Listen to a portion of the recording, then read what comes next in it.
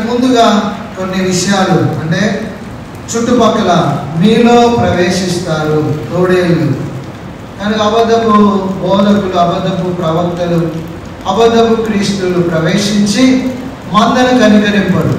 తర్వాత మీలోనే వంకర మాటలు చెప్పి మనుషులను ఈడ్చుకొని వెళ్తారు వారి వెంట.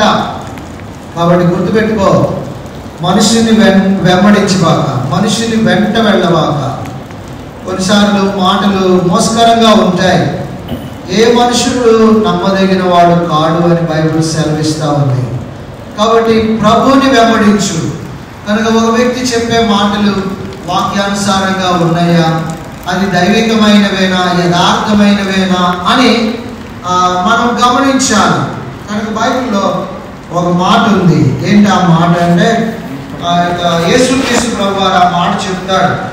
ఏ మాట చెప్తాడు అంటే, ఒక అద్భుతమైన మాట. యోహాను సువార్త 7వ అధ్యాయంలో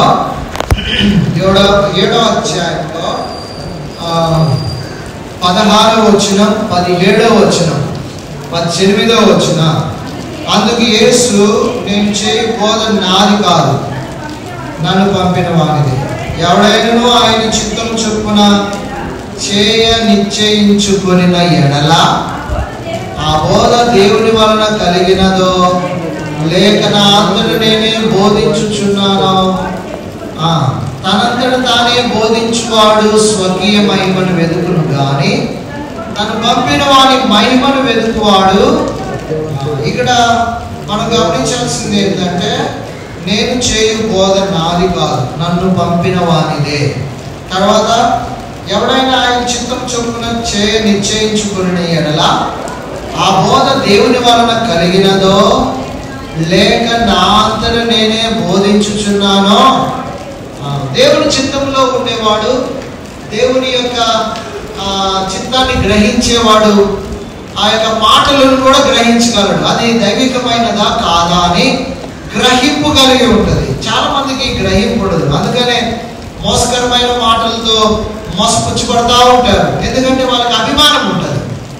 వాళ్ళకి మనుషుల మీద రకరకాల అభిమానం ఉంటుంది. కుల అభిమానం ఉంటుంది, ఆ యొక్క ప్రాంతీయ అభిమానం ఉంటుంది, జాతీయ అభిమానం ఉంటుంది, రకరకాల అభిమానాలు ఉంటాయి. కాబట్టి మానవుడు తప్పు చెప్పినా కూడా గురుడితనంతో కొనసాగుతూనే ఉంటాడు. సో అయితే ప్రభు చెప్తాడు, ఏమంటాడంటే, నేను చేసేది నన్ను పంపిన నా తండ్రి సెలవిచ్చినాడు. కనుక దేవుని వాక్యము దేవుని మహిమపరచాలి. దేవుని వాక్యం చెప్పేవాడు మనుషులను తన వైపు తిప్పుకోకూడదు, దేవుని వైపు తిప్పాలి. మనుషులను తన వైపు తిప్పుకుంటున్నాడు అంటే అతడు స్వకీయ మహిమను వెతికేవాడు అని అర్థం. కాబట్టి నువ్వు కూడా మనిషిని వెంబడిస్తున్నావంటే నువ్వు కూడా తప్పులో ఉన్నావు అని అర్థం. దానిని బట్టి నేను 2 వివరణలు ఇచ్చాను. బర్నబ ఆయన వచ్చి చూసి సంతోషించి ప్రభుని స్థిర హృదయంతో హత్తుకోవాలని హెచ్చరిక చేసి ఏం చేశాడంట, పరిశుద్ధాత్మతోనూ మంచితనంతోనూ విశ్వాసంతో నిండుకొనిన సత్పురుషుడు అనేకులు ప్రభు పక్షంగా చేరిరి. కనుక ప్రభు పక్షంగా చేరిరి.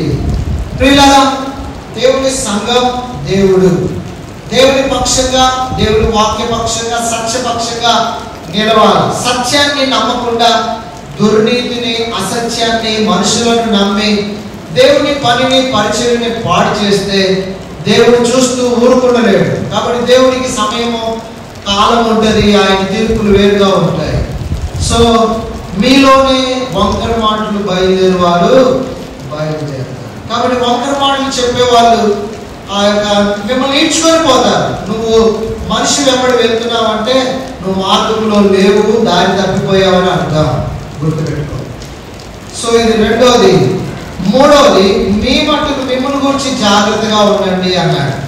అంటే అక్కడ 5 రకాల పాపాలు మీకు జ్ఞాపకం చేశాను. ఇప్పుడు వాటిని వివరించను, కానీ సమయం వచ్చినప్పుడు ఎప్పుడైనా వివరిస్తాను. నాయకులు ఈ 5 రకాల పాపాల్లో పడిపోతే సంఘము శత్రువు ద్వారా నష్టపరచబడేదిగా ఉంటుంది. కనుక నాయకుడు సరిగా లేకపోతే కంచె చేను వేసేసేస్తారు. కాబట్టి ఆ 5 రకాల పాపాలు ఏంటో కూడా మీకు జ్ఞాపకం చేశాను. కనుక ఒకటి నేను మీకు జస్ట్ మళ్ళా టూకీగా అట్లా చెప్పేస్తాను. ఆ 5 రకాల పాపాలు ఏంటి అంటే మెలకువగా లేకపోవటం, కేర్లెస్నెస్. మెలకువగా ఉండాలా నాయకుడికి. నాయకుడు కనబడేవాడు, నడిపించేవాడు, బాధ్యత తీసుకునేవాడు మెలకువగా ఉండాలి, శ్రద్ధ కలిగి ఉండాలి. ఏడిపోతే నాకేందిలే, ఏమైతే నాకేందిలే అనుకోకూడదు. జస్ట్ ఏదో సేఫ్ సైడ్ లో ఉండి ఆ యొక్క ఉండేవాడుగా ఉండకూడదు. రెండో పాపం ఏంటంటే ఆ యొక్క పైన ఉండటం. కనుక పైన ఉంటే ఆ యొక్క నాయకత్వం కాదు. దేవుని వాక్యం ఏంటి తరచాలి. కనుక తర్వాత కృపను గురించి ధ్యానిస్తూ ఉండాలి. అప్పుడు లోపల ఆ శక్తి గల భక్తి ఏంటో దాన్ని అలవర్చుకుంటూ ఉండాలి. మూడో పాపం ఏంటంటే ఆ యొక్క దురాశ, కోవర్చియస్నెస్. నాయకులకి సాతానుడు వేసే ఎర భయంకరమైన ఏంటంటే దురాశ, డబ్బాశ. డబ్బాశ ద్వారా అనేక మంది బైబిల్లో చెడిపోయారు, పాడైపోయారు, భ్రష్టులైపోయారు. ముఖ్యంగా యేసుక్రీస్తు ప్రభువుతో ఉన్న 12 మందిలో ఒకడు ఇస్కరియోతు యూదా. ఇస్కరియోతు యూదా నిత్య జీవాన్ని బదులుగా ఆ వెండిని ఆశించి యేసుక్రీస్తు ప్రభువుని 30 వెండి నాణేలకి అమ్మివేశాడు. కనుక ఆత్మీయ జీవితంలో నాయకులు డబ్బు కోసం ఆ రకరకాల గడ్డి తినే వాళ్ళుగా ఉంటే సంఘం స్టాండర్డ్ను కోల్పోతుంది, పరిశుద్ధతను కోల్పోతుంది, కనుక పవిత్రతను కోల్పోతుంది, దేవుడి స్వరూపాన్ని కోల్పోతుంది. కనుక నాయకుడు దురాశ కలిగిన వాడుగా ఉండకూడదు, డబ్బు మీద ఆశ కలిగిన వాడుగా ఉండకూడదు. డబ్బు భయంకరమైన శోధన. కనుక బైబిల్లో యేసు ప్రభు చెప్పాడు, ఒకడు దేవుణ్ణైనా సేవించాలా, సిరినైనా సేవించాలా. ఇద్దరిని ఒకేసారి సేవించలేదు. కనుక బైబిల్లో అపోస్తలులు, దైవజనులు చాలా మంది వాళ్ళు ఆ డబ్బు అనేది, వెండి బంగారం అనేది వాళ్ళ కాళ్ళ దగ్గర ఉన్నట్లు మనం చూస్తాం. అపోస్తల కార్యములు 3వ అధ్యాయం, 4వ అధ్యాయం, 5వ అధ్యాయాల్లో మనం చూస్తే అపోస్తల కార్యాలు అక్కడ ఆ ధనము అపోస్తలుల పాదముల దగ్గర పెట్టబడింది. ఎప్పుడైతే నాయకులు ధనానికి తక్కువ స్థానం ఇచ్చి ఆ ప్రభువుకి, ఆత్మీయతకి, దైవ వాక్యానికి ఎక్కువ స్థానం ఇస్తారో అప్పుడు నాయకత్వం ఎంతో ఆత్మీయంగా ఉంటుంది. అనేక మంది ఆ నాయకులను చూసి సంతోషించేవారుగా ఉంటారు. ధనము చాలా మోసకరమైంది. ధనాన్ని ఆ యొక్క దైవికంగా ఉపయోగించాలి, దైవ కార్యాల కొరకు ఉపయోగించాలి. కనుక ధనాన్ని దుర్వినియోగపరిచినట్లయితే చాలా నష్టపోతాం మనం. కనుక ధన మోసంలో చిక్కుకొని అనేక మంది నాశనం అయిపోయారు కదండి. ధనము ఎలా మోసం చేస్తుంది అని అంటే 10,000 బిల్లుని 8,000 చేసి 2,000 జేబులో వేసుకుని 10,000 బిల్లుని ప్రొడ్యూస్ చేస్తుంది. అర్థం కాదా మీకు? అర్థమైందా? 10,000 బిల్లు. కనుక లెక్కలోకి, అకౌంట్లోకి ఎంత రావాలా? 10,000 వచ్చేసింది. కానీ అక్కడ ఒప్పందం వేరుంటది. ఏం ఒప్పందం ఉంటది? రే బిల్లు మాత్రం 10,000 రావాలా, నేను మాత్రం నీకు ఇచ్చేది 8,000, మిగతా 2,000 దేవుడికి వెళ్ళిపోయింది. జాగ్రత్త. నాయకులు అలాంటి మోసాలకు గురైపోయారు. ఒక దినాన్ని దేవుడు కక్కిస్తాడు, ఒప్పిస్తాడు కదా. ఇస్కరియోతు యూదా ఏం బాగుపడలేదు. ఇస్కరియోతు యూదా ఆ యొక్క భయంకరమైన చావు చనిపోయాడు ఆయన.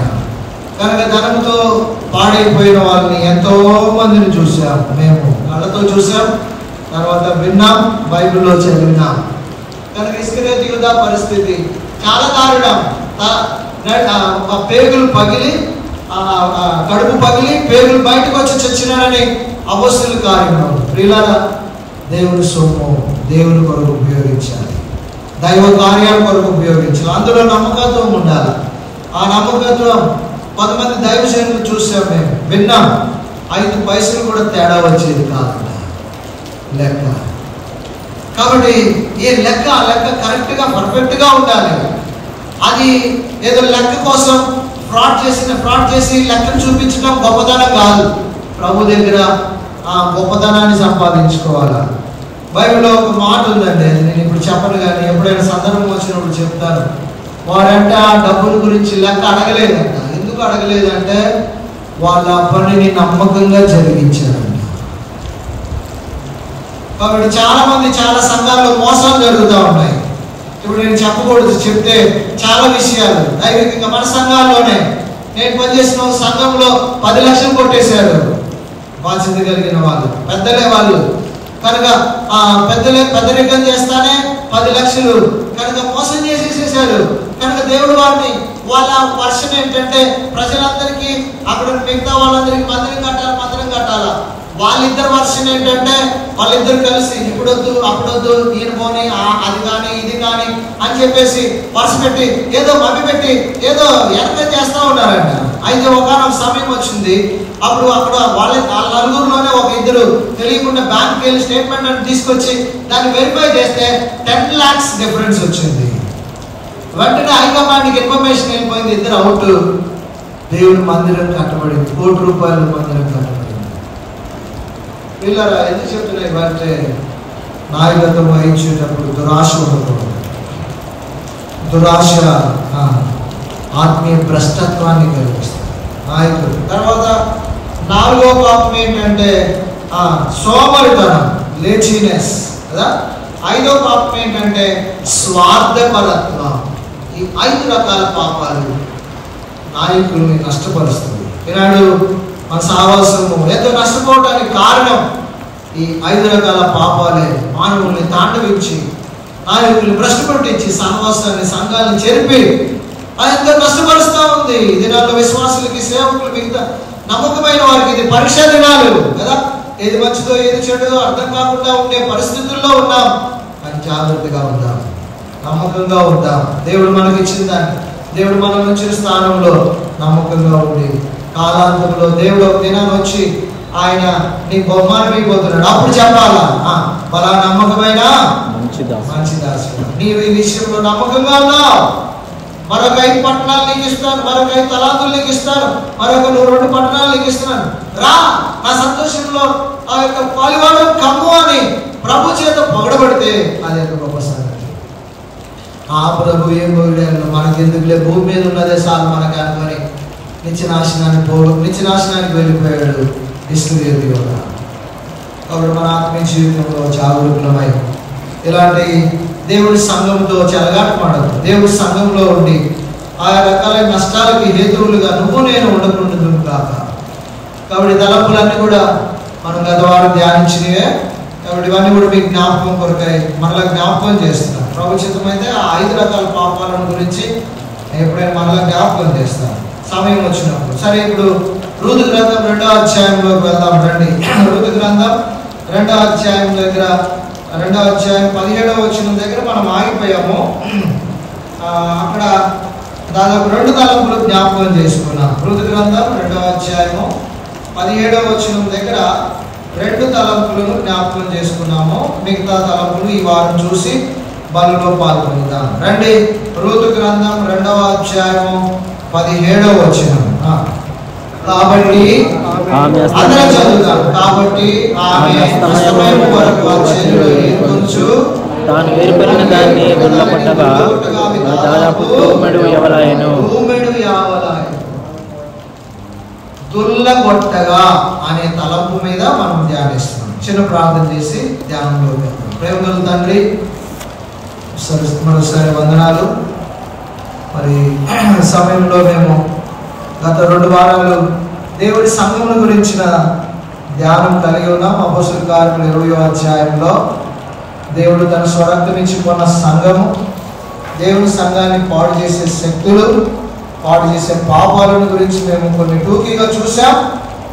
వాటిని మేము జాగ్రత్త పెట్టుకొని మా ఆత్మీయ జీవితం ముందు కొనసాగినట్టు సహాయపడండి. సమయంలో రూతు గ్రంథ ధ్యానాలు మరలా మేము కలిగి ఉంటుండగా మరి రూతు 2వ అధ్యాయంలో బోయజ్ పొలంలో ఏరుకుంటూ ఏరుకున్న దాన్ని దుల్లగొట్టింది అని మేము చూస్తున్నాం. కాబట్టి దుల్లగొట్టే ప్రక్రియ మేము ధ్యానించుకుంటున్నాం. మాకు సహాయం చేయండి. దాసుని మీరు బలపరిచి వాడుకోనండి. మీరే మహిమ పొందండి. మహిమ ఘనత ప్రభావములు చెల్లిస్తూ వెనుగల చెవి గ్రహించే మనసు దయచేయండి. నెలనైన స్వరం మాకు వినిపింప చేయమని వేడుకుంటూ వందనాలు చెల్లిస్తూ యేసు ప్రభు నామములో స్తుతిస్తూ ప్రార్థిస్తున్నాం తండ్రి. దుల్లగొట్టుట అంటే మనం ఏంటో చూసినాం, ధాన్యము చెత్త రెండు కలిసి ఉంటాయి. కాబట్టి దుల్లగొట్టేటప్పుడు ఈ ధాన్యాన్ని ఈ చెత్త నుండి వేరు చేస్తాం. కాబట్టి ఈ ధాన్యము పొట్టులో చేర్చబడుతుంది, చెత్త ఆ పొట్టుగా మార్చబడి కాల్చివేయబడుతుంది.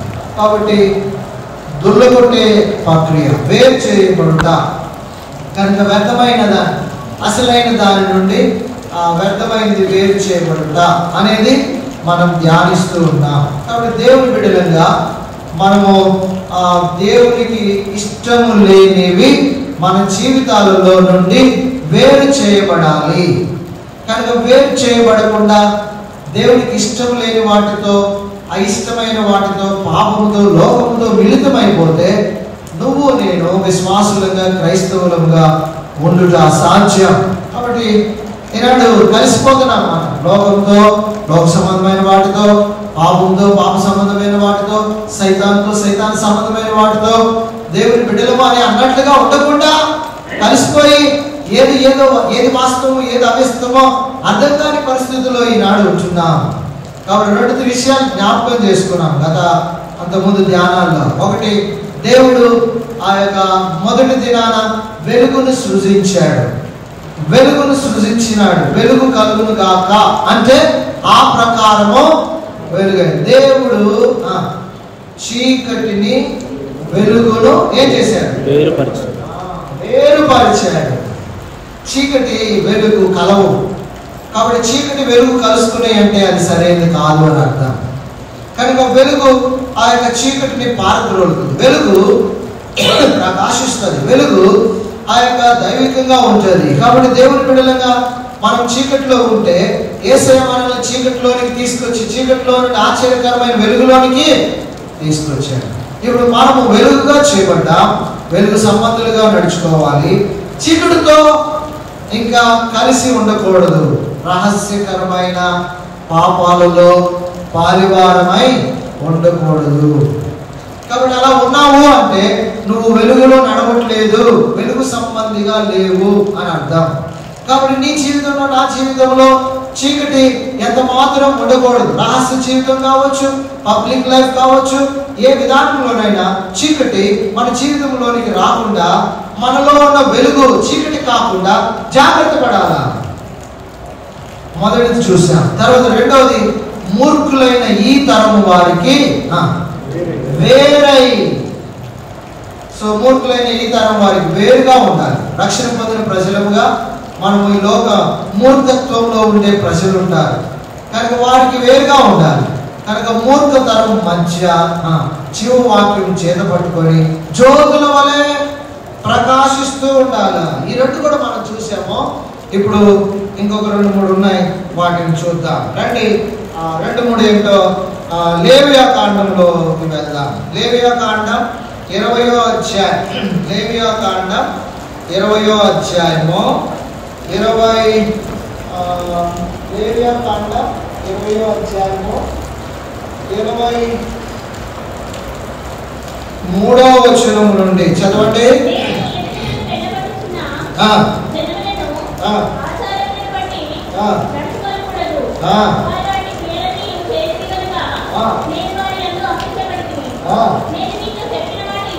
ఇదే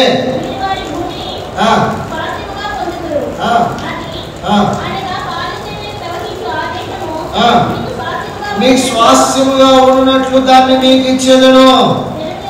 అది గుర్తుపెట్టుకోండి బాగా. జనములలో నుండి నిన్ను వేరుపరిచిన మీ దేవుడైన యెహోవాను నేనే.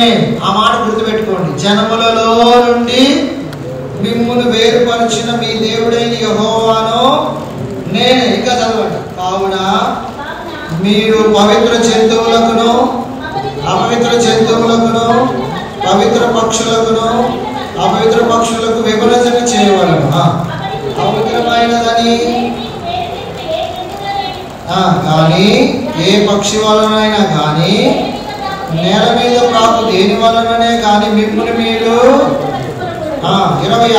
మీరు నాకు 26లో చూడండి. యెహోవా అను నేను మీరు నా వారై ఉండునట్లు అన్ని జనములలో నుండి మిమ్మల్ని కాబట్టి వేరుపరిచాడు దేవుడు. చీకటి అల్లాడుచున్నప్పుడు ఆ జనముల మీద చీకటి కమ్ముకొని ఉన్నప్పుడు వెలుగు కలుగు గాక అని పలికి ఆయన చీకటి నుండి ఆ వెలుగు చీకటి పారద్రోలి వెలుగు చేశాడు. వెలుగు నుండి చీకటిని వేరుపరిచాడు. తర్వాత ఆ యొక్క లోకములో మూర్ఖులైన ఈ తరం వారికి వేరుపరిచాడు. ఇప్పుడు మూడోది ఏమంటున్నాడు?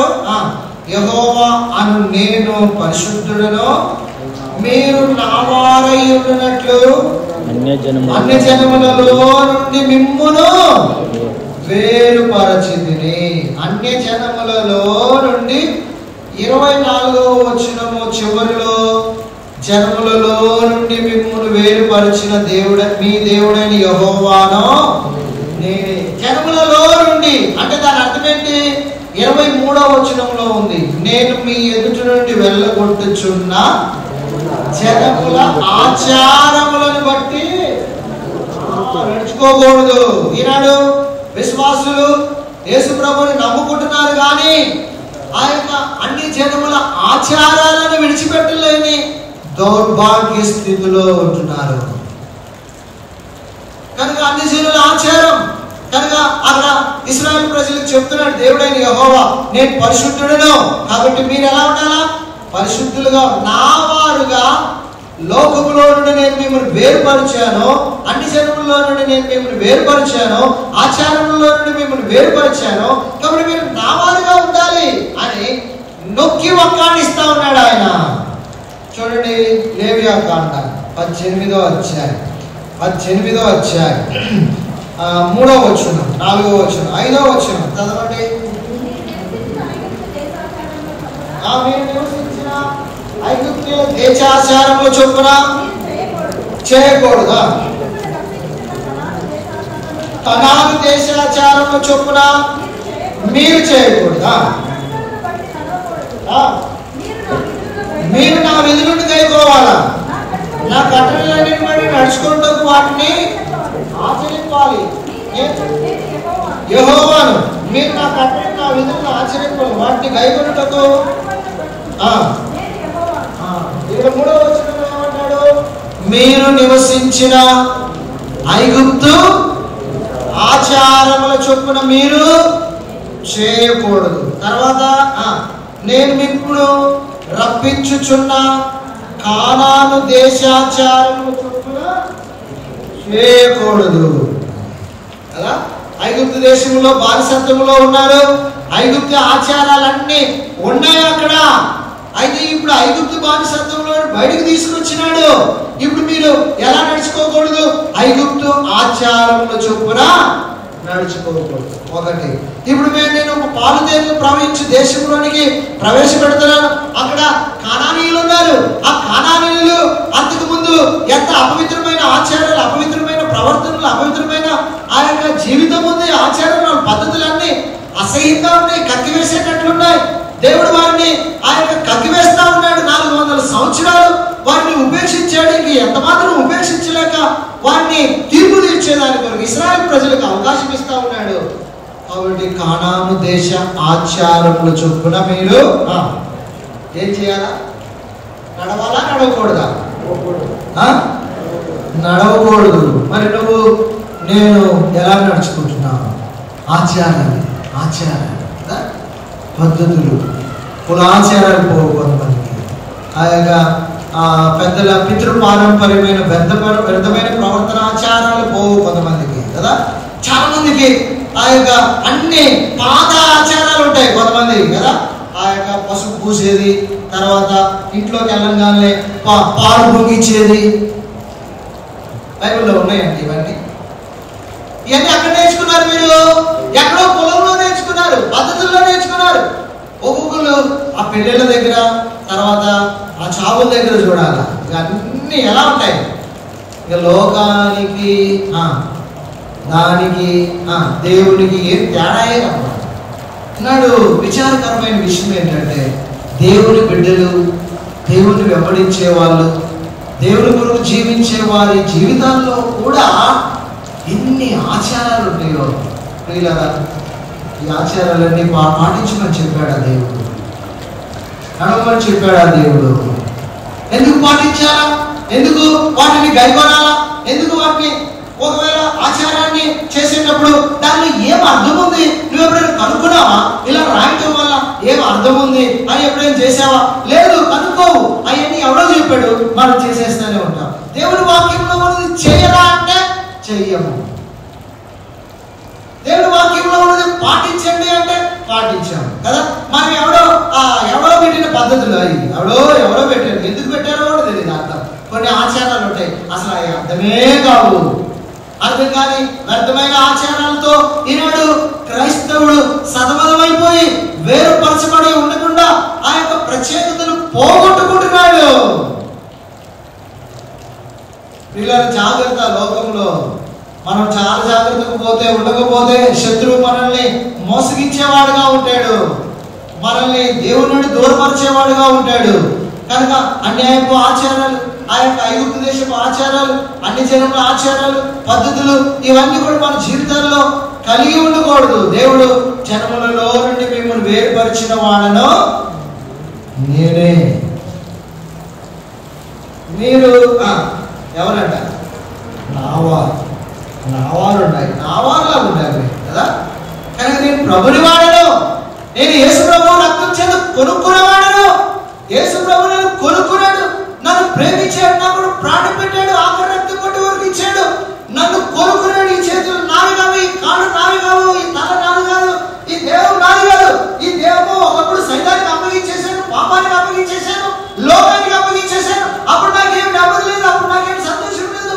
అంత దిగులు, ఆ బాధ, ఖర్చు, వేస్తే అంతా సంభవించింది. అని ఇప్పుడు యేసయ్య ప్రేమను రుచి చూచాను, యేసయ్య నన్ను కొనుక్కున్నాడు. ఇప్పుడు నేను యేసయ్యనే చెందిన వాడును, యేసయ్యకి సంబంధించిన వాడు. ఇప్పుడు నా జీవితం అంతా యేసయ్యకి సంబంధించింది. నేను అన్యులకి ఎలా ఇయ్యగలను? ఒకప్పుడు సిగరెట్ తాగేవి చేతితో, ఒకప్పుడు కళ్ళు తాగేవు, సారా తాగేవి నోటితో. ఇప్పుడు యేసు ప్రభువుని నమ్ముకున్న తర్వాత ఇదే చేతితో తాగలవా? ఎవరికి ఇచ్చావు? పాపానికి ఇంతకు ముందు ఇచ్చావు, ఇప్పుడు మళ్ళా పాపానికి ఎందుకు ఇస్తావు? కులానికి ఎందుకు ఇస్తావు? అనగా ఆచార్యానికి ఎందుకు ఇస్తావు? నేను యేసు ప్రభు వాడమని ఎందుకు చెప్పలేవు నువ్వు? అపోస్తలుడైన పౌలు అంటాడు, ఏమంటాడు చూడండి. అపోస్తల కార్యములు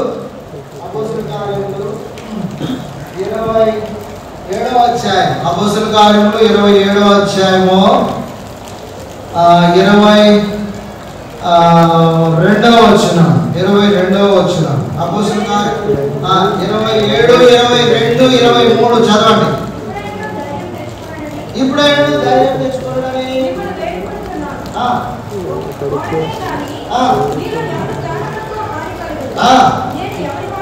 నేను ఎవరిని వాడను, నేను ఎవరిని సేవించుచున్నాను, అది నేను ఎవరిని వాడను. ఎవరిని వాడండి? పౌలు ఎవరిని వాడు?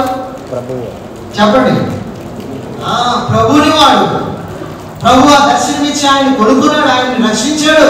ఇప్పుడు నేను ప్రభువుని వాడు, నేను దేవుని వాడను. నాకు ఆ ప్రత్యేకత ఉంది. ఆ ప్రభు దూత నాకు కనబడి చెప్పాడు. పరమగీతములు 2వ అధ్యాయం. పరమగీతములు 2వ అధ్యాయము చదవండి. 2వ అధ్యాయము 16వ వచనం.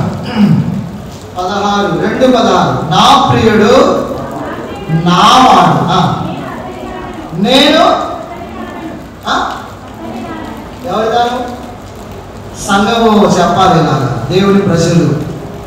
నా యేసయ్య నాకు ప్రియమైన వాడు, నా యేసయ్య నాకు రాజు, నా యేసయ్య నా ప్రాణప్రియుడు, యేసయ్య నా రక్షకుడు. యేసయ్య నన్ను పాతాళం నుండి రక్షించాడు.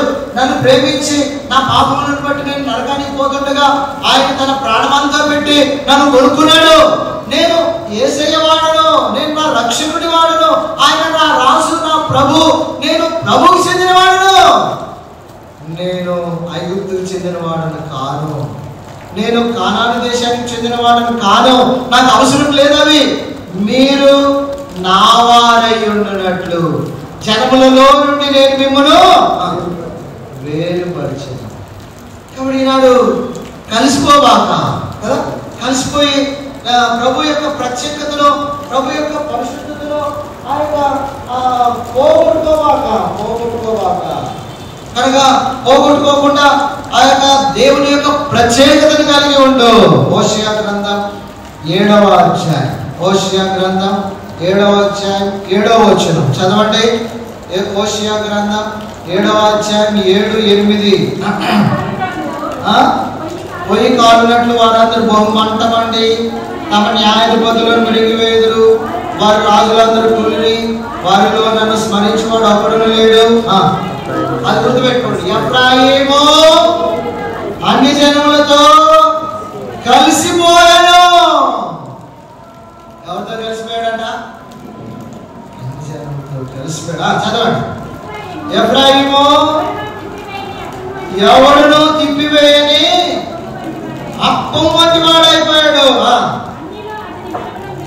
అన్యులు అతని బలమును మృంగివేసినను అది అతనికి తెలియకపోయాను. తన తల మీద నెరిసిన వెంట్రుకలు కనబడుచున్నాను. అన్యులతో కలిసిపోయాడు. ఎవడు?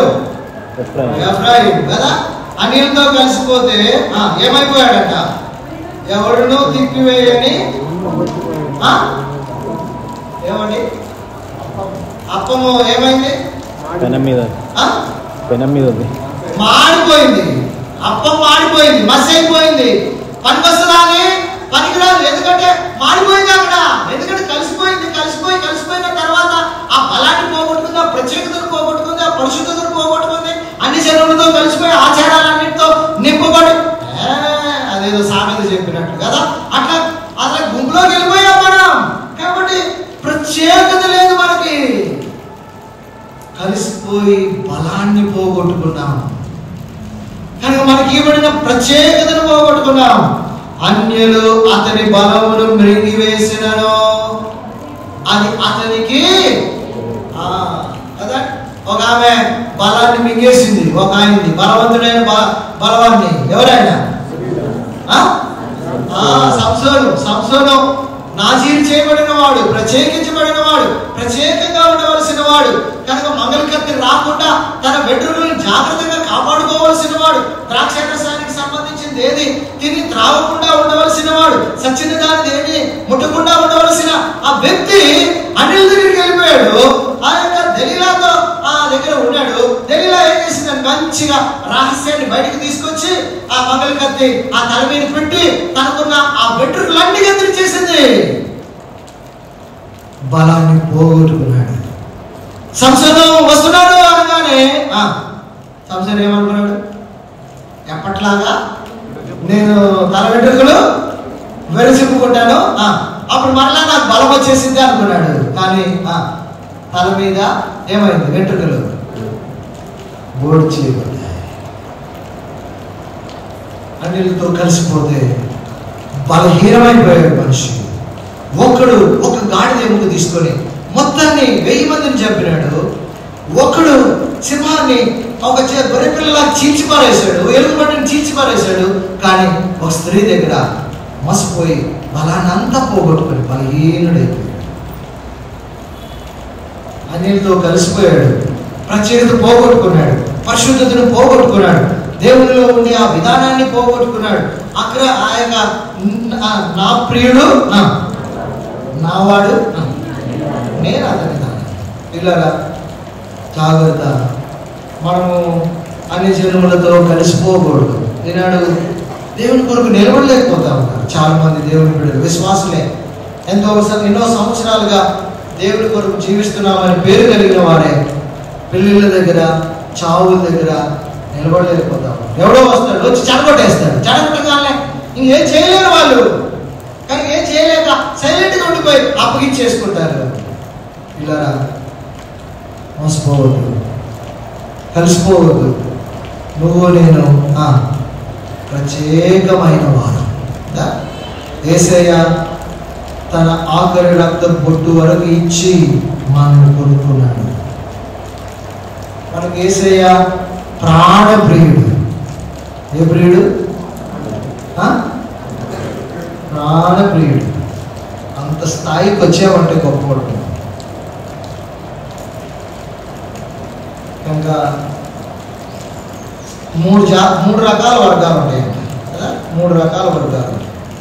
ఆ 3 రకాల వర్గాలు దైవశీలుడు ఏమంటాడంటే, ఆ యొక్క లోకంలో ఉన్న ప్రజలు ఒకళ్ళంట, తర్వాత రక్షణ పొంది నా ప్రజలుగా ఉండేవాళ్ళు ఒకళ్ళంట, రక్షణ పొందకుండా నామకార్థ క్రైస్తవ్యంలో ఉండేవాళ్ళు ఒకరంట, తర్వాత చివరిలో ఉంటారంట ఒకరు, వాళ్ళు నమ్మకస్తులు జయశాలు. కాబట్టి ఇక్కడ లోకంలో ఉండే వాళ్ళకి అందరికీ అన్ని ఇస్తాడంట దేవుడు. లోకంలో ఉండే వాళ్ళకి అందరికీ అన్ని ఇస్తాడు. ఆకాశంలో, ఈ భూమిలో, ఈ సముద్రంలో, ఈ నదుల్లో అన్నీ ఇస్తాడు. అన్ని సమానంగా ఇచ్చేస్తాడు. అయితే నామకార్థ క్రైస్తవులు ఉంటారు. వాళ్ళు కేవలం ఆదివారం మాత్రమే ఆహా ఓహో అనుకుంటారు, బాగుంది అనుకుంటారు, అంతే. తర్వాత సోమవారం నుండి శనివారం దాకా లోక జీవితమే. ఇలా నామకార్థ క్రైస్తవులు. తర్వాత రక్షణ పొందిన వాళ్ళు ఉంటారు. రక్షణ పొందిన వాళ్ళకి దేవుడు రక్షణ ఇస్తాడు, తర్వాత ఆయా సంఘం ఇస్తాడు, తర్వాత తలాంతులు ఇస్తాడు, అన్నీ ఇస్తాడు. ఇది ఒక ప్రజలు. అయితే దేవునికి దగ్గరగా ఉండేవాడు, జయ జీవితం జీవించేవాడు, నమ్మకమైన వాడు. ఒక మాట ఉంది బైబిల్లో, ఏముందంటే చూడండి, ప్రకటన గ్రంథంలో వాళ్ళు ప్రాణప్రియుడిగా ఉంటారు కదా. ప్రకటన గ్రంథం 2వ అధ్యాయము 10వ వచనం, 2వ అధ్యాయం 10వ వచనం. మీరు శోధింపబడినట్లు అపవాది మీలో కొందరిని చెరలో వేయించుకోవచ్చున్నాడు, ప్రతిదినము శ్రమ కలుగును, మరణము వరకు అన్న దగ్గర 2 అనేకంగా కింద ఏముంది, ప్రాణాపాయము వచ్చిన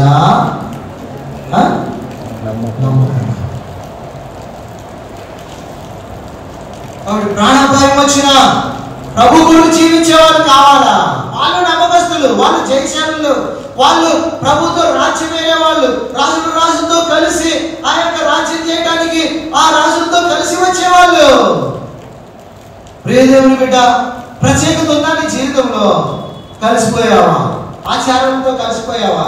కనుక పద్ధతులతో కలిసిపోయావా? లోక సంబంధమైన ఐగుప్తు ఆచారాలతో కలిసిపోయావా? కానాను దేశం ఆచారాలతో కలిసిపోయావా? కనుక కుల సంబంధమైన ఆచారాలతో కలిసిపోయావా? అన్ని జనులమైన ఆచారాలతో కలిసిపోయావా? కాబట్టి అన్ని జనులతో సావాసం చేసి అన్ని జనుల సాంప్రదాయాలతో అన్ని జనులమైన ఆచారాలతో నింపబడి నువ్వు దేవుని బిడ్డవి ఎలా అవుతావు? దేవుడు నిన్ను నా బిడ్డ, నాకు నమ్మకస్తుడు, నాకు ప్రియమైన వాడు, జయశాలి అని ఎలా చెప్పగలుగుతాడు? చెప్పలేడు.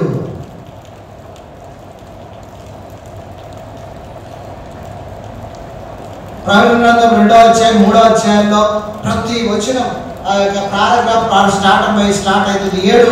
7 సంఘాలు ఉంటాయి. 7 సంఘాలకి చివరిలో ఆయన ప్రతి మాట ప్రతిసారి రాస్తాడు. ఏమంటే జయించువానిని, జయించువానిని, జయించువానిని, జయించువానిని అని. ఓడిపోతున్నావా? జయిస్తున్నావా? కాబట్టి ఓడిపోవచ్చు, బహుశా పడిపోవచ్చు, కానీ ఓటమిలో పడిపోవట్లో నీ జీవితాన్ని పరీక్షించుకుంటే ముందుకు ముందుకు లెగవగలవు, ప్రభు కొరకు జయశాలిగా ఉండగలవు, ప్రభు కొరకు నమ్మకం. నేను పడిపోయానని కృంగుదలలోకి వెళ్ళిపోతే నువ్వేం చేయలేవు. ప్రభు కొరకు పడిపోవచ్చు, మనం అందరం పడిపోతాం. మనమేం పెద్ద, మనకి వెండి బంగారు నరాలు, వెండి ఆ కండరాలు లేవు, మనకి మట్టే కదా. మనం నిర్మింపబడిన రీతి ఆయన తెలుసు. మనం పడిపోతామని తెలుసు, కానీ ఎందుకు పడిపోతున్నాం, ఎప్పుడు పడిపోతున్నాం, ఈ పడిపోయిన దానిలో నుండి నేను ఎలా విజయం పొందగలుగుతానో అనేది యోచించుకోగలిగితే నువ్వు జీవితం, నువ్వు నమ్మకంగా ఉండగలుగుతావు. అప్పుడు ప్రభు అద్భుతంగా నమ్మకంగా ఉండము, నేను నీకు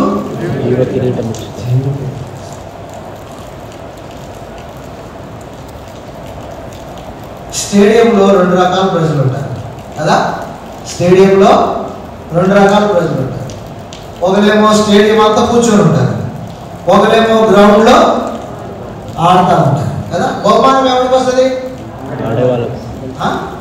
ఆడేవాడికి కాదు, జయించిన వాడికి వస్తుంది కదా, కనుక జయించిన వాడికి వస్తుంది ఎవరికి కిరీటం. కనుక స్టేడియంలో కూర్చునేవాడు విజులు వేయటం, టప్పట్లు కొట్టడం, పేపర్లు చించటం, ప్లకార్డులు చేతులు పట్టుకొని 6 రావటం తప్ప వాడే చేయలేదు కదా. కానీ గ్రౌండ్ లో దిగి 6 కొట్టాలంటే స్టేడియంలో నుంచి టప్పట్లు కొట్టడం తేలిక, కానీ గ్రౌండ్ లో కూర్చొని అడివీర భయంకరంగా బౌల్ చేసేవాడిని ఎదుర్కొని 6 కొట్టాలంటే నిజమైన క్రైస్తవుడు 6 కొడతాడు. ప్రభుని ప్రాణప్రియుడిగా ఎంచుకుంటే అప్పుడు విజయశాలి, అప్పుడు నమ్మకంగా ఉంటాడు. ఊరికే ఏదో నామగారిగా ఏదో కొన్ని వరాలు తీసేసుకొని వచ్చిపోతా ఉంటే జయించువానికి మరుగైన మన్నా ఇస్తాడు. జయించువాన్ని ఆ దేవుడి ఆలయంలో ఒక పిల్లర్గా చేస్తాడు. జయించువాని నేను ఏలుబడి చేసేవాడిగా చేస్తాడు. నేను జయించి నా తండ్రి సింహాసనం మీద కూర్చున్న ప్రకారం నాతో పాటు జయించేవాడు నాతో పాటు సింహాసనం మీద కూర్చుంటాడు. ఓడిపోతున్నాను, మనం జయిస్తున్నాం. ఓడిపోవచ్చు, కానీ ఓటర్ని సరిగా పిలిచి వేసుకోవాలి కదా. ఓడిపోయేవాడు ఎప్పుడు పడిపోయిన కలత చెందేవాడు కాడు, కానీ ఓడిపోయిన ప్రభు మీద ఆధారపడితే జయ జీవితంలోకి వస్తాడు. కలిసిపోవాక అన్ని జనముల ఆచారాలతో, 5 ఆచారాలతో కలిసిపోవాక, కనుక కలిసిపోయి బలాన్ని పోగొట్టుకోవాక, కలిసిపోయి ఆ యొక్క శక్తిహీనుడు కావాక, కలిసిపోయి ఆ యొక్క ఎవరు తిప్పివేయని అప్పం అంటే వాడైపోయాడంట ఎఫ్రాయిం. కనుక మాడిపోయిన వా జీవితం, ఎండిపోయిన జీవితం, బలహీనమైపోయిన జీవితం, బలం పోగొట్టుకున్న జీవితాన్ని కలిగి ఉండవాక, పడిపోయిన తిరిగిలే. ప్రభు బైబిల్ ఒక మాట ఉంది, బాగా చదువుకోండి మీరు, చదువుదాం రండి. అది ఒక అద్భుతమైన మాట, అది బాగా చదువుకుందాం, మనం అందరం చదువుదాం. తీయండి ఆ మాట. మీకా గ్రంథం, మీకా గ్రంథంలో ఆ మాట ఎంతో బాగుంటుంది. ఆ మాట మీకా గ్రంథం, మీకా గ్రంథం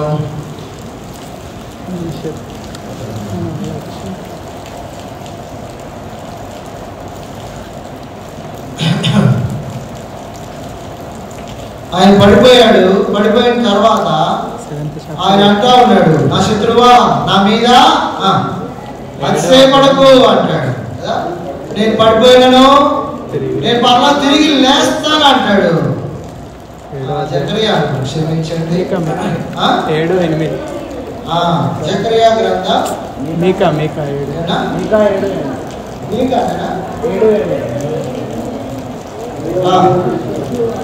నా శత్రువా, అదే నా శత్రువా నా మీద అతిశయింపవచ్చు. ఎన్నో వచనం చూడండి, 7వ అధ్యాయం 8వ వచనం, 7వ వచనం 8వ వచనం అందరం చదువుదాం. 9వ వచనం కూడా మీకా 7వ అధ్యాయము 7, 8, 9 అందరం చదువుదాం. ఆయనను యెహోవా కొరకు నేను ఎదురు చూచెదను, రక్షణకర్తయగు నా దేవుని కొరకు నేను కనిపెట్టుకొనును, నా దేవుడు నా ప్రార్థన ఆలకించును. నా శత్రువా నా మీద అతిశయపడవద్దు, నేను కింద పడినను తిరిగి లేను. నేను అంధకారమున కూర్చున్నాను, యెహోవా నాకు వెలుగుగా ఉండును. నేను యెహోవా దృష్టికి పాపం చేసింది కనుక ఆయన నా పక్షంగా వాచిమాడి నా పక్షమున న్యాయం తీర్చు వరకు నేను ఆయన కోపాగ్నిని సహింతును. ఆయన నన్ను వెలుగులోనికి రప్పించును, ఆయన నీతిని నేను చూచెదను. చూసారండి, నా శత్రువా నా మీద అతిశయపడొద్దు, నేను కింద పడినను. అది హోప్ ఆఫ్ బిలీవర్. దేవుడి బిడ్డకి దేవుడు ఇచ్చిన నిరీక్షణ ఇది, అద్భుతమైన నిరీక్షణ. ఆవిడ ఏమంటాడంటే దేవుడి కోపాగ్నికి గురయ్యాడు. ఆయన ఎందుకు గురయ్యాడు కోపాగ్నికి? యెహోవా దృష్టికి ఏం చేశాడంట? 9వ వచనంలో నేను యెహోవా దృష్టికి పాపం చేస్తుంది. పాపం చేసినప్పుడు మనం పడిపోతాం, పడిపోయి దేవుడి కోపాగ్ని గురవుతాం. అయితే ఒక మాట అక్కడ అంటాడు, ఏమంటాడంటే నా పక్షముగా న్యాయము తీర్చు వరకు నేను ఆయన కోపాగ్నిని సహింతును. ఆయన ఆయన నన్ను వెలుగులోనికి రప్పించును. మొదటి యోహాను పత్రిక 2వ అధ్యాయంలో ఒక అద్భుతమైన మాట ఈ వచన పక్షంగా ఉంది. అక్కడ ఏముందో చూడండి. అక్కడ 2:2లో ఉంటది. 2:2 మొదటిది కూడా చదవండి. మొదటి వచనంలో కూడా అర్థమైందా? నా చిన్నపిల్లలారా, నేను పాపం చేయకుండాకై ఎవడైనా పాపం చేసిన ఎడలా యేసుక్రీస్తును ఉత్తరవాది ఎవరు ఎక్కడున్నాడట? తండ్రి దగ్గర ఉన్నాడు. తండ్రి దగ్గర ఉన్నాడు. చదవండి. మన పాపములకు ఏమైనాడు? ఆయన శాంతికరమైన ఉన్నాడు.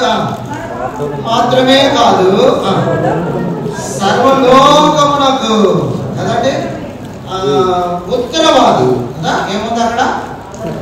ఏముందండి? తెలుగులో ఇంగ్లీష్లో ఏముందో చెప్తా, చదువుతారా? ఉత్తరవాది అనే మాటకి అడ్వకేట్ అది కదా. We have an advocate. Advocate అంటే మన పక్షంగా నిలబడి వాదించేవాడు. మనం పాపం చేసాం, తప్పు చేసాం, పడిపోయాం కదా, దేవుని కోపానికి గురయ్యాం. సైతాన్ ఏం చేస్తాడంటే అతిశయిస్తాడు. నీ బిడ్డ పడిపోయాడు బేతపేటలో ఫలానా ఆయన పడిపోయాడు అని తండ్రి దగ్గర అతిశయిస్తా ఉంటాడు సైతాన్ అతిశయిస్తా. చూడు, నీ కుమారుడు అన్నావు కదా, బేతనీయాలో రక్షణ పొంది బాప్తీసం తీసుకొని నీ కొరకు జీవిస్తూ అనేక రకాల కార్యాలు చేస్తాడు అన్నావు కదా. అలాంటి పాపంలో పడిపోయాడు. ఎలా పడిపోయాడు? ఎలా కలిసిపోయాడు? చూడు, అన్ని జనులతో కలిసిపోయి, ఆచారాల్లో కలిసిపోయి ఎలాగా అయిపోయాడు చూడు.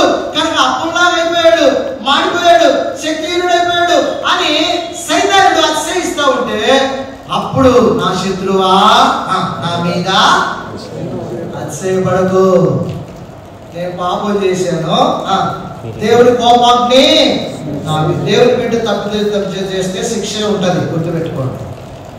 దేవుని బిడ్డ తప్పిదం చేస్తే దానికి శిక్ష ఉంటుంది. అది ఎలాగైనా ఉంటుంది. దావీదు తప్పిదం చేస్తే శిక్ష పెట్టాడు దేవుడు. కనుక దేవుని బిడ్డలు అంటే రక్షణ పొందిన తర్వాత తప్పిదం చేసి ఆ తప్పిదాన్ని అలాగే ఉంచుకుంటే దానికి శిక్ష అనుభవించాలి. అయితే మనకున్న ఆ యొక్క అద్భుతమైన అవకాశం ఏంటంటే తండ్రి యొద్ద మనకు ఎవరున్నారు? అడ్వకేట్ ఉన్నారు కదా. అడ్వకేట్ ఉన్నాడు. ఎవరైనా యేసయ్య ఎవరు? మన ప్రధాన యాజకుడు. తండ్రి దగ్గర కూర్చొని అక్కడ ఏం చేస్తున్నాడంటే సైతానుడు వచ్చి అదో నీ బిడ్డ పడిపోయాడు అని అంటే కదా అతిశయిస్తూ ఉంటాయి. నిజంగా దేవుని కోపానికి ఎప్పుడు దాకా ఉంటుందంటే నువ్వు పాపం చేసి పాపాన్ని కప్పిపెట్టుకున్నంతసేపు కోపాన్ని నేను సహించాలి. అయితే నువ్వు మరలా ప్రభు దగ్గరికి వెళ్ళి, ప్రభువా నేను పడిపోయాను,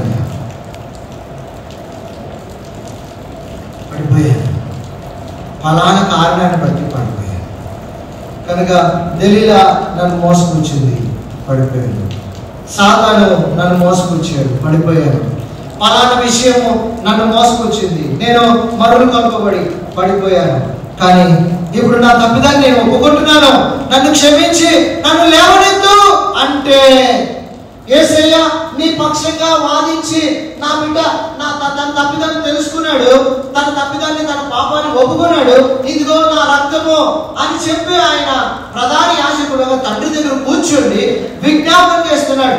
యేసు ప్రభు రక్తము సదాకాలము నిలిచి ఉండేది. కనుక ఆయన రక్తము మనకు సరిపోయింది. ప్రియ దేవుని బిడ్డ, ఎప్పుడైతే పడిపోతావో పడిపోయిన స్థితిని గుర్తించు. అపోస్తలుడైన యోహాను ప్రకటన గ్రంథం 2వ అధ్యాయంలో ఎఫెసీ సంఘానికి యేసు ప్రభు హెచ్చరిక చేస్తా, నీ మీద ఒక తప్పు మోపవలసి ఉంది. ఏంటా తప్పు? నీకున్న మొదటి ప్రేమను వదిలేసావు, అది తప్పు కదా. అయితే ఆ తప్పు చేసావు కాబట్టి నీ సావు నువ్వు సావు అనలే కదా. ఆ తప్పు చేసావు, కానీ ఏమంటాడు? నువ్వు ఏ స్థితిలో నుండి పడ్డావో అది జ్ఞాపకం చేసుకొని అది పొంది మరలా మొదటి క్రియలు, అప్పుడు మరలా నీ వెలుగు ప్రకాశిస్తుంది, నీ ప్రకాశం దీప్యమానంగా ఉంటుంది, నీ వెలుగు తేజరిల్లుతుంది, నువ్వు మండుచు ప్రకాశించుచున్న దీపం రాకుంటావు. లేకపోతే నువ్వే స్థితిలో పడ్డావో, ఎక్కడ పడ్డావో నువ్వు జ్ఞాపకం చేసుకోకుండా అదే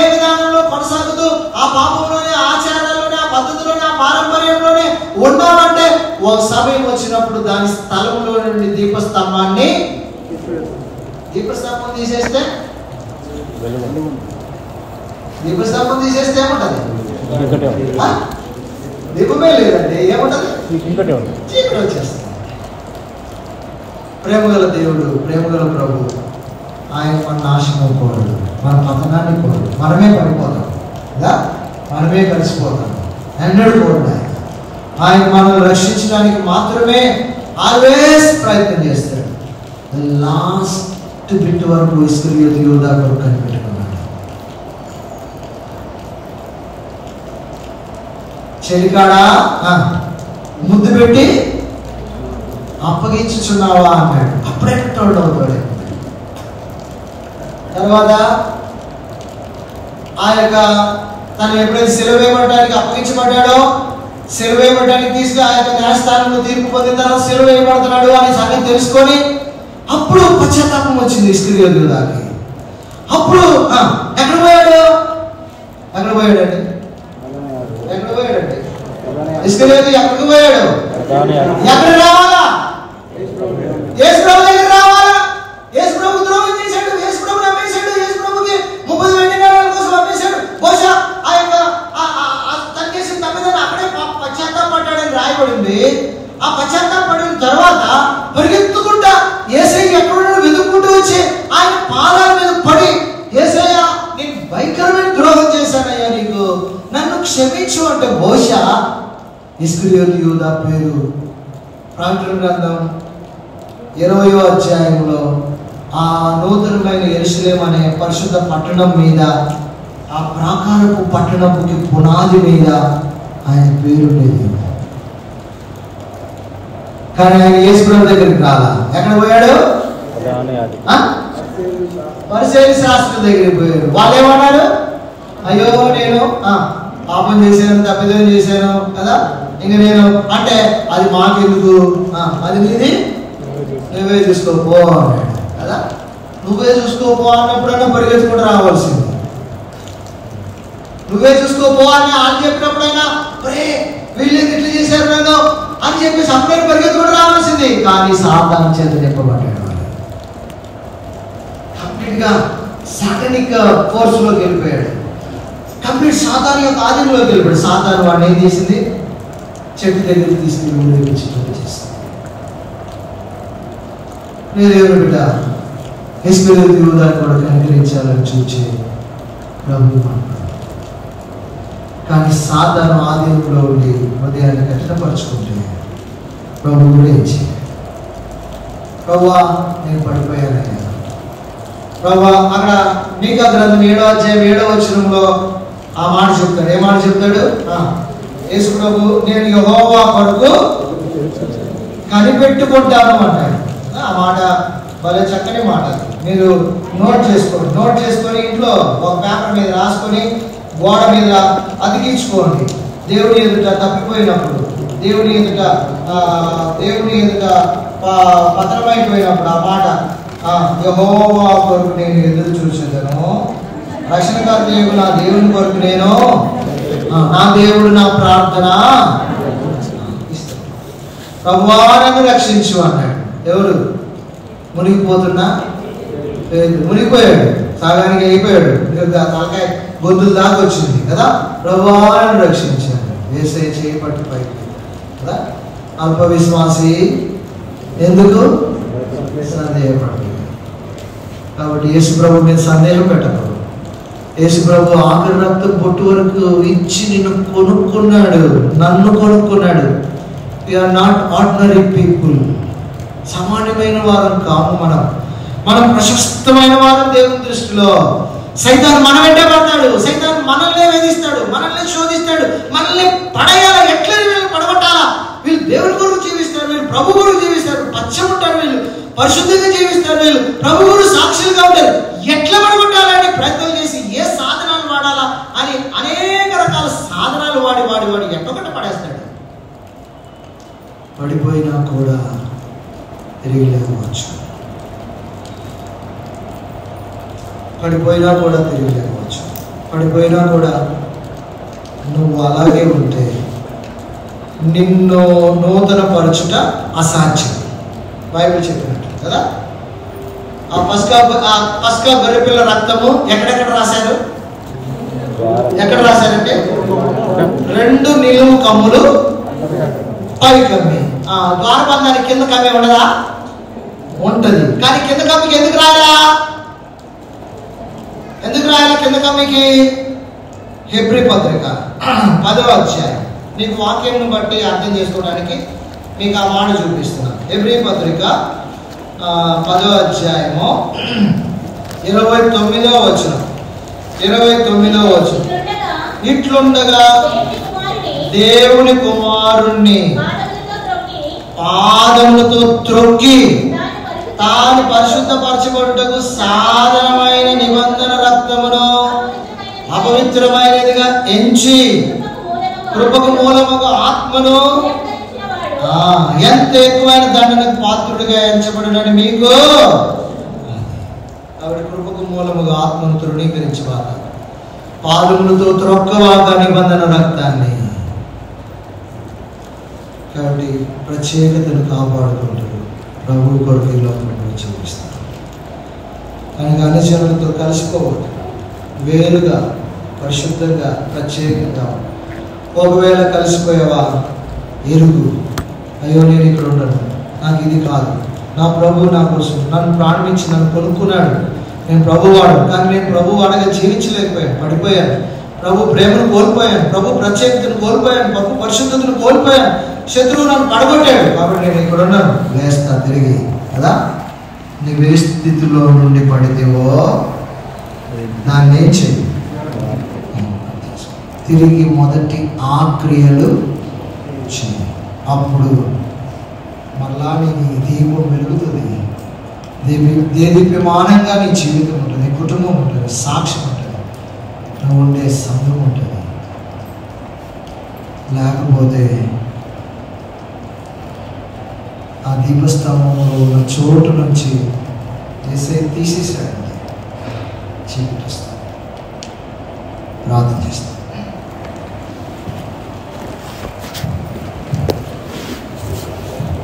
ప్రేమగల తండ్రి, వాక్యం శక్తి కలిగి బలమైంది. అది నాతో మాతో అందరితో మాట్లాడేది. ప్రభా, మీ రక్తం ఇచ్చి మమ్మల్ని కొనుక్కున్నామయ్యా. పాపులకు రక్తం ఇచ్చావు, ఆఖరి రక్తం బొట్టు వరకు ఇచ్చావు, సంఘంగా చేసుకున్నాం. మేము నీ వారు, నీ ప్రజలు, నువ్వు మమ్మల్ని ఏర్పరచు. కానీ మేము అన్ని జన్మలతో కలిసిపోతున్నాం, ఆచారములతో కలిసిపోతున్నాం, పద్ధతుల్లో కలిసిపోతున్నాం, రకరకాలుగా కలిసిపోయి బలాన్ని పోగొట్టుకుంటున్నాం, ప్రత్యేకతను పోగొట్టుకుంటున్నాం, పరిశుద్ధతను పోగొట్టుకుంటున్నాం, నిర్వీర్యమైపోతున్నాం. అయితే మాకు నిరీక్షణ ఉంది. మీకు ఆ 7:7-8 మా శత్రువు అతిశయిస్తున్నాడు తండ్రి. శత్రువు పెచ్చరిల్లుతున్నాడు, మా శత్రువు విర్రవీగుతున్నాడు. మా బలాన్ని మేము పోగొట్టుకున్నాము. మా ప్రభువా, నువ్వు ప్రేమగల వాడవయ్యా. నీ మీద ఒకటి నేరం మోపాలి. నాయుడులో నీకున్న మొదటి ప్రేమను పోగొట్టుకున్నావు. అదే నువ్వు చేసిన తప్పిదం. నువ్వు ఏ స్థితిలో నువ్వు పడ్డావో జాగ్రత్త తెచ్చుకో, జ్ఞాపకం తెచ్చుకో అన్నావు. నా శత్రువాళ్ళ మీద అతిశయపడకు, నేను యెహోవా కోపాగ్నిని సహిస్తున్నాను, నేను తిరిగి లేస్తాను, నా దేవుడు నా ప్రార్థన ఆలకించును. పడిపోయిన వారిని లేవనైతే దేవుడు, కురిగిన వారిని లేవనైతే దేవుడు, ధరించే దేవుడు. శత్రువు అనేసార్లు మమ్మల్ని పడగొట్టాడు తండ్రి. శత్రువు మోసానికి గురైపోయి మేము పాడైపోయాం. సంసోనుని, దావీదుని, స్త్రీని ఎనచూపి పడగొట్టాడు.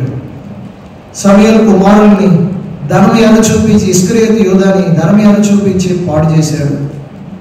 ప్రభు సొలొమోనుకి ఖ్యాతి ఇచ్చి పాడు చేశాడు. ఈనాడు మేము వారికంటే గొప్పవాళ్ళం కాదయ్యా, వాళ్ళ హీనం పడిపోయేవారు, పతనమైపోయేవారు. నేను ఎక్కడ పడిపోతున్నాము, ఎక్కడ పతనమైపోతున్నాము, దాన్ని జ్ఞాపకం చేసుకుని మమ్మల్ని లేవనెత్తులు తండ్రి. యోనా తిరిగి లేచాడు, దావీదు తప్పిదాన్ని ఒప్పుకున్నాడు తండ్రి. అంతేకాదు పేతురు తిరిగి లేచాడు, తోమా ప్రభువా, నా ప్రభువా, నా దేవా అని ఒప్పుకున్నాడు. ఈనాడు మేము పడిపోయిన స్థితిలో, కలిసిపోయిన స్థితిలో ఉండకుండా తిరిగి లేచి నేను వెంబడించే నీ బిడ్డలుగా మమ్మల్ని బలపరచు, ఆత్మీయ జీవితాన్ని కట్టు. బేతని అని మండుచు ప్రకాశించున్న దీపంలా ఉంచు, దీపస్తంభం మీద మీ వెలుగుంచు, దీపస్తంభంలో మీరు సంచరించు, సహాయపడు. మీకే అప్పగించుకుంటూ యోగ్యమైన రీతిలో వాళ్ళలో చేయవేటకు సహాయపడమని యేసు ప్రభు నామములో స్తుతిస్తూ ప్రార్థిస్తున్నాం తండ్రి. అలా మోకాల మీద పరీక్షించుకొని యోగిగా బలం